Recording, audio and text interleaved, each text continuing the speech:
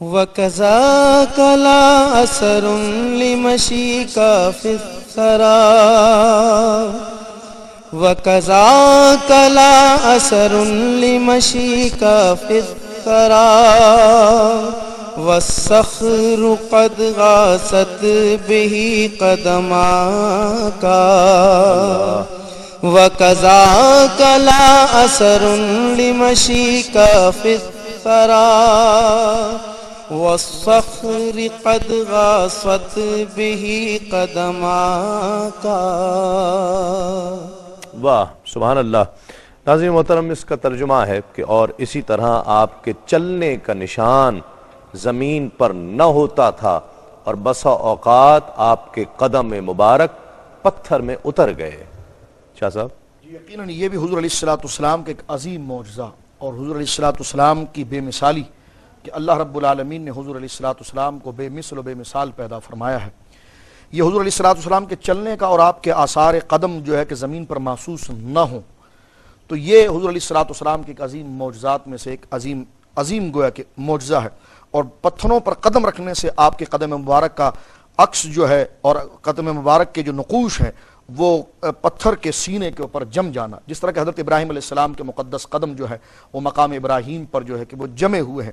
تو یہاں پر بھی حضرت امام اعظم ابو حنیفہ نے ان تمام احادیث کی طرف اشارہ کیا ہے جس کو جمع کیا ہے امام ملت والدین امام جلال الدین سیوطی علیہ الرحمہ نے الخصائص الکبریٰ کے اندر، اور ان تمام احادیث کو وہاں پر آپ نے جگہ مرحمت فرمائی کہ سید عالم صلی اللہ علیہ وسلم کے قدوم اقدس کی یہ شان و عظمت ہے اور یہ جلالت ہے کہ صحابہ کرام علیہم رضوان نے یہ کہا کہ ہم نے دیکھا ہے کہ سرکار علیہ السلام جس راہ سے گزر جاتے تھے تو ہمیں یعنی ایک آپ کا اندازہ یوں تو محسوس ہو جاتا تھا کہ حضور علیہ السلام جس گلی سے گزرتے تھے وہ گلی جو ہے کہ وہ خوشبوؤں سے مہک جاتی تھی، لیکن جس طرح کہ انسان کی قدم زمین پر پیوست ہو جاتے ہیں اور اس کے اوپر کوئی قدم رکھ دیں، اس سے اللہ رب العالمین نے آپ کو محفوظ فرمایا۔ جس وقت میری ماں ام المومنین سیدہ عائشہ صدیقہ بنت صدیق رضی اللہ تعالی عنہا کے اوپر منافقین نے جب الزام تراشی کی تھی تو اس وقت صحابہ کرام علیہ رضوان کی جماعت نے اس بات کا اشارہ کیا تھا، اور جہاں تک میرا حافظہ مجھے ساتھ دے رہا ہے یہ حضرت عثمان غنی ذی النورین رضی اللہ تعالی عنہ وارضاہ عنہ کا قول کو حضرت علامہ علاء الدین صاحب خازن نے اس بات کو ذکر فرمایا ہے کہ اس وقت حضرت عثمان غنی ذی النورین رضی اللہ تعالی عنہ، سیدنا ابو بکر رضی اللہ تعالی عنہ، سیدنا عمر رضی اللہ تعالی عنہ، ان جلیل القدر صحابہ کو سرکار علیہ السلام نے سامنے کر کے پوچھا تھا کہ تم کیا کہتے ہو میری اہلیہ مبارک کے بارے میں، جبکہ آپ نے خود ارشاد فرمایا جو صحیح بخاری کے اندر موجود ہے کہ واللہ ما علمت لاہلی الا خیرا، میں اپنی اس اہلیہ کے بارے میں خیر اور بھلائی اور عفت و پارسائی کا ہی علم رکھتا ہوں۔ یہ حضور علیہ السلام ذکر فرمایا، لیکن صحابہ سے اس کے تاثرات لیے تو وہاں پر سیدنا فاروق اعظم نے اس بات کو ذکر فرمایا کہ حضور اللہ رب العالمین نے آپ کے جسم کو اس قدر پاکیزہ بنایا ہے کہ آپ کے جسم پر مکھی نہیں بیٹھے، تو ایسی عورت کو آپ کی طرف کیسے منسوب کر سکتا ہے؟ اور اسی کے ساتھ آپ کی فضیلت کا ایک گوشہ حضرت عثمان غنی نے ذکر کیا کہ اللہ رب العالمین نے تو آپ کو شرف و مقام یہ عطا فرمایا کہ جسم کا سایہ اللہ نے آپ کا نہیں رکھا ہے تاکہ دوسرا شخص اس پر قدم نہ رکھ سکے، تو یہ سایہ کا ہونا اور قدم مبارک یہ حضور علیہ السلام کی عظمت و تکریم کا ایک بہت واضح اشارہ ہے جو حضرت امام اعظم ابو حنیفہ نے اپنے مختصر جملے کے اندر اس سمندر کو جمع کیا۔ کیا بات، واہ۔ ناظرین محترم اگلا شعر پروگرام میں شامل کرتے ہیں۔ جی رفاقت بھائی۔ وَشَفَيْتَ ذَا الْعَاهَاتِ مِنْ أَمْرَاضِهِ وَشَفَيْتَ ذَا الْعَاهَاتِ مِنْ أَمْرَاضِهِ وَامْلَأْتَ كُلَّ الْأَرْضِ مِنْ جَدْوَاكَ سبحان اللہ۔ وَشَفَيْتَ ذَا الْعَاهَاتِ مِنْ أَمْرَاضِهِ وَامْلَأْتَ كُلَّ الْأَرْضِ مِنْ جَدْوَاكَ۔ ماشاءاللہ۔ اور آپ نے ترجمہ اس کا ہے کہ اور آپ صلی اللہ علیہ وآلہ وسلم نے تمام مریضوں کو بیماریوں سے شفا عطا فرمائی اور اپنی جود و سخا سے تمام روئے زمین کو بھر دیا۔ شاہ صاحب۔ سبحان اللہ۔ حضور اکرم صلی اللہ علیہ وبارک وسلم کے صحابہ کرام رضوان اللہ تعالی علیہم اجمعین آپ کے پاس آتے تھے، اور جب کبھی کوئی بیمار ہوتا تھا تو وہ اس حوالے سے آپ کے سامنے ذکر بھی کرتے تھے۔ حضور اکرم صلی اللہ علیہ وبارک وسلم اللہ کے نبی تھے، اور اللہ کے نبی کی شان یہ ہوتی ہے کہ جو وہ بولتا ہے وہ ہوتا ہے۔ بے شک وہ نور ہدایت لے کے آئے تھے، ان کا اصل منصب وہ تھا نور ہدایت تھے کہ ہدایت پھیلاتے تھے، لیکن یہ جتنی باتیں ایک انسانیت کی ضرورت کی ہیں وہ ساری کی ساری حضور اکرم صلی اللہ علیہ وبارک وسلم کی ذات گرامی میں جمع تھی. وہ حضرت شیخ سعدی نے کہا ہے، مولانا جامی نے فرمایا ہے کہ آنچ خوباں ہم دارن تو تنہا داری، کہ جو الگ الگ انبیاء کرام کو معجزات ملے تھے وہ سارے کے سارے جمع ہو کے نبی علیہ السلام کو مل گئے. سبحان اللہ، سبحان اللہ. حضور اکرم صلی اللہ علیہ وبارک وسلم کسی کو فرما دیں یہ دوائی کھاؤ تو ٹھیک ہو جاؤ گے، وہ دوائی کھاتا تھا وہ ٹھیک ہو جاتا. حضور اکرم صلی اللہ علیہ وبارک وسلم کسی کو پھونک مار دیں سو وہ صحیح ہو گیا.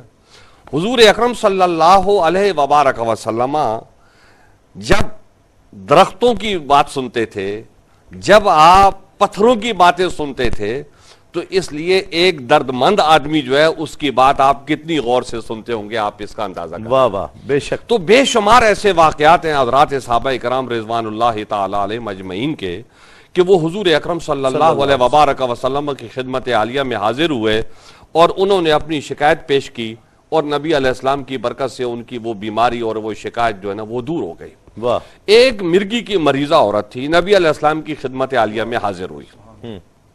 تو اس نے نبی علیہ السلام سے اپنی گزارش کی کہ یا رسول اللہ میں بڑی پریشان ہوں، ایسے ایسے ہو جاتے. تو نبی علیہ السلام نے فرمایا کہ تو اگر یہ چاہتی ہے اسی بیماری میں رہے تو اللہ جل جلالہ تجھے جزا عطا فرمائے گا اور جنت تجھے ملے گی اور یہ ساری چیزیں ملیں گی. اور اگر تو چاہتی ہے دنیا میں ٹھیک ہونا تو ٹھیک ہے، میں تجھے ٹھیک کر دیتا ہوں. واہ واہ. تو اس نے کہا یا رسول اللہ میں آخرت کی جزا چاہتی ہوں، میں دنیا کی جزا نہیں چاہتی. کیا بات. تو گویا یہ ایک بات نہیں ہے، ایسی رب نے سینکڑوں ہزار باتیں ہیں. رب نے اختیار عطا فرمایا. حضور اکرم صلی اللہ علیہ وبارک وسلم کسی کو پھونک مار دیں، کسی کو بول دیں ٹھیک ہو جائے، یہ بہت بڑی بات ہے. میں آپ سے عرض کروں حضور اکرم صلی اللہ علیہ وبارک وسلم گرمیوں کے موسم میں مدینہ منورہ سے ذرا باہر نکلے تو دوپہر کا وقت گرمی تھی تو آپ نے ایک گھر میں آرام فرمایا. انہوں نے چمڑا آپ کو بچھا دیا تو آپ اس کے اوپر لیٹ گئے. تھوڑی دیر گزری تو آپ کو کچھ خسر پھسر کی آواز آئی تو آپ نے دیکھا کہ وہ عورت جو ہے گھر کی مالکن آپ کا پسینہ اس چمڑے کے اوپر جمع ہو گیا تھا تو وہ شیشی میں ڈال رہی ہے. اچھا. نبی علیہ السلام نے اس سے پوچھا یہ کیا کر رہی ہو؟ تو اس نے کہا یا رسول اللہ یہ آپ کا پسینہ ہے تو یہ شیشی میں جمع کر رہی ہوں، تو یہ بچے بیمار ہوتے ہیں ان کے اوپر ملوں گی میں، یہ اپنی بیماریوں سے ٹھیک ہو جائیں گے، آفات و بلیات سے بھی محفوظ رہیں گے. سبحان اللہ. اب آپ بتائیں کہ قرآن حکیم کی کوئی آیت کریمہ اس میں نہیں ہے. خود نبی علیہ السلام نے یہ نہیں فرمایا ان کو تم میرا پسینہ لے لو تمہاری بیماریوں کے لیے شفا ہے، تم مصیبتوں اور بلاؤں سے محفوظ رہو گے. یہ اس عورت کے دل میں جو نبی علیہ السلام کی محبت تھی اور اس محبت نے اس کو یہ ادب سکھایا، یہ یقین دے دیا تھا. جی ہاں، یہ یقین سکھایا کہ یہ نبی علیہ السلام کا پسینہ تو لے گی تو یہ تیرے بچے جو ہے نا یہ ان کے اوپر ملے گی تو یہ جو ہے نا سکون سے رہیں گے، آرام سے رہیں گے، آفات و بلیات سے محفوظ رہیں گے. تو جب نبی علیہ السلام کے پسینے کا یہ عالم ہے تو نبی علیہ السلام اگر کسی کو دم کر دیں یا کسی بیمار کو بولیں جا تو یہ شفا ہو گئی ہے تو آپ اس کا اندازہ کریں. واہ. ناظرین محترم، آج کے اس پروگرام کا آخری شعر شامل کرتے ہیں اور سید رفاقت حسین رحمانی اس کا شرف حاصل کریں گے. وردت عینا قتادۃ بعد العما، وردت عینا قتادۃ بعد العما، وابن الحسین شفیتہ بشفاک، وردت عینا قتادۃ بعد العما، وابن الحسین شفیتہ بشفاک. سبحان اللہ. ناظرین، ترجمہ ہے کہ اور آپ نے حضرت قتادہ رضی اللہ تعالیٰ عنہ کی آنکھ نابینا ہونے کے بعد پھیر دی، یعنی درست کر دی، اور ابن حسین کو اپنے فضل و کرم سے بیماری سے شفا بخشی. کیا کہتے ہیں شاہ صاحب؟ یقیناً یہ بہت بڑے ایک موضوع کے سمندر کا ایک قطرہ ہے جو حضرت امام اعظم ابو حنیفہ علیہ الرحمہ نے ذکر کیا، اور خاص طور پر حضرت قتادہ بن نعمان رضی اللہ تعالیٰ عنہ کا جو واقعہ یہاں پر ذکر کیا، یہ اس اپنی قبلہ صاحب اپنی کیفیت کے اعتبار سے دل ہلا دینے والا واقعہ ہے. یہ غزوہ بدر کا ہے. حافظ ابن حجر میڈیکل سائنس بھی جس پر حیران رہ جائے حیران اور پریشان. بالکل. اب آپ دیکھیں ابن حجر اسقلانی الاصابہ فی تمیز الصحابہ میں علیہ الرحمہ نے نقل فرمایا ہے کہ غزوہ بدر کے اندر حضرت قتادہ بن نعمان آگے صف کے اندر تھے ایک تیر آ کر آپ کی الٹی آنکھ کے اندر پیوست ہوا، یہاں تک کہ پوری آنکھ آپ کے چہرے کے اوپر بہہ گئی۔ اب جب بہہ گئی تو یقیناً آنکھ اگر کمزور ہو جائے تو کوئی دوائی ڈال دی جائے، یہ امور عادیہ میں سے ہے، جس کو ہم دوسرے الفاظ میں اگر یہ کہہ دیں کہ تحت الاسباب میں سے ہے کہ جناب یہ عادتاً یہ طریقے علاج اور معالجے کے ہوتے ہیں۔ جب سید عالم کی بارگاہ میں پہنچے تو سید عالم کی بارگاہ میں ڈائریکٹ پہنچے، تو آپ دیکھیں کہ یہ سید عالم کی بارگاہ میں جب پہنچ رہے ہیں قتادہ بن نعمان تو کوئی وضو کا طریقہ سیکھنے کے لیے نہیں پہنچ رہے یا قرآن کی آیت کی کوئی تفسیر پوچھنے کے لیے نہیں پہنچ رہے یا جو چیزیں دینی تعلیم سے متعلق ہے اس وجہ سے نہیں پہنچ رہے، بلکہ اپنے ایک مرض کو لے کر پہنچ رہے ہیں۔ دوسرا قبلہ شاہ صاحب نے کئی واقعات اس کے ضمن میں ذکر کیے ہیں۔ تو اب دیکھیں جب پہنچتے ہیں تو قتادہ بن نعمان حضور سے کہتے ہیں یا رسول اللہ میری آنکھ پھٹ گئی، تو حضور نے یہ نہیں فرمایا کہ وضو کا مسئلہ مجھ سے آپ سیکھ لو یا آپ فلاں مسئلہ مجھ سے سیکھ لو، بلکہ آگے کرنے کے ساتھ حضور نے اپنا لعاب دہن نکال کر ان کی آنکھ میں لگا دیا۔ اب ساری آنکھ چہرے پر بہہ گئی تھی اور چہرے پر جو بہہ چکی تھی اس کے لوتھڑے اٹھا کر اور اس کے بقیہ اجزاء اٹھا کر حلقے میں ڈال دیے گئے، اور جیسے ہی لعاب دہن آپ کی آنکھ میں لگایا گیا تو وہ کہتے ہیں کہ درد بھی ختم ہو گیا اور آنکھ سے مجھے مشاہدہ بھی ہونے لگا، اور میں نے حضور علیہ السلام کا گویا کہ چہرے مبارکہ دیکھا۔ اور میں نے بعض کتابوں میں صاحب یہ دیکھا ہے کہ ان کی کئی نسلوں کے اندر وہ الٹی آنکھ سے بہت زیادہ نظر آتا تھا۔ یہ حضور علیہ السلام کا دائمی معجزہ جو آگے چلا ہے، یہ امور غیر عادیہ کے اندر جو عادتاً ایسی چیزیں نہیں ہوتی۔ ایک واقعہ صحیح بخاری کے اندر ہے، حضرت عبداللہ بن عتیق رضی اللہ تعالیٰ کا واقعہ ہے کہ خاص وہ خیبر کے ایک واقعے کے تحت ہے کہ وہ سیڑھیوں سے اتر رہے تھے اور وہ یہ سمجھے کہ جناب ایک شخص کی طرف جو حضور نے بھیجا تھا وہ یہ سمجھے کہ زمین قریب آ گئی ہے اور دشمن مجھے قریب پکڑ نہ لے، تو جلدی سے جب آگے بڑھنے لگے تو زینے سیڑھیوں کے کچھ باقی تھے، پاؤں آگے بڑھا اور گر گئے اور پنڈلی کی ہڈی ٹوٹ گئی۔ امامہ کھولا، اس کو باندھا اور اپنے آپ کو گھسیٹتے ہوئے بارگاہ رسالت میں پہنچے۔ سید عالم سے کہا کہ یا رسول اللہ جو آپ نے کام مجھے کہا تھا وہ کام میں نے کر دیا ہے، لیکن میرے ساتھ یہ معاملہ ہوا ہے۔